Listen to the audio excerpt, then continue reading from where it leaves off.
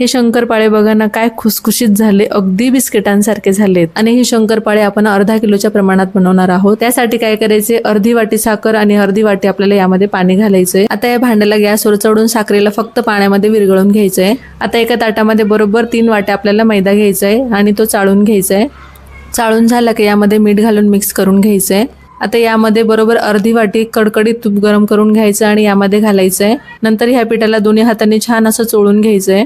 पिठाची अशी मूड बनवून लगेच तुटल्या गेली पाहिजे। आता यामध्ये जे आपण साखरेचं पाणी बनवून घेतलं होतं ना, ते थंड झालं की यामध्ये घालायचंय आणि चांगलं चोळून घट्टसर पीठ मळून घ्यायचं। आता यातला एक गोळा तोडून आपल्याला मोठी लाटी बनवून याला लाटून घ्यायचंय आणि मोठी पोळी लाटून घ्यायची। आता याची मोठी पोळी लाटून झाली की दोन्ही साईडने असं फोल्ड करायचं आणि याची घडी करून याला लाटून घ्यायचंय। आणि याची पोळी ना आपल्याला अशी जाडसर लाटून घ्यायची आणि चारी कोपरे याचे कापून घ्यायचेत। आता चौकोनी आकारामध्ये शंकरपाळे असे कापून घ्यायचेत। तर बघा इथे शंकरपाळे किती सुटसुटीत झालेत। आता हे शंकरपाळे झाऱ्याने तेला सोडून लो टू मीडियम गॅसवर छान असे खुसखुशीत तळून घ्यायचे। शंकरपाळ्यांना छान सोनेरी रंग आला की याला काढून घ्यायचे। या शंकरपाळ्यांचा संपूर्ण डिटेल व्हिडिओ बघण्यासाठी खालील डिस्क्रिप्शन बॉक्स मध्ये लिंक दिलेली आहे, तुम्ही तिथे जाऊन संपूर्ण व्हिडिओ बघू शकताय।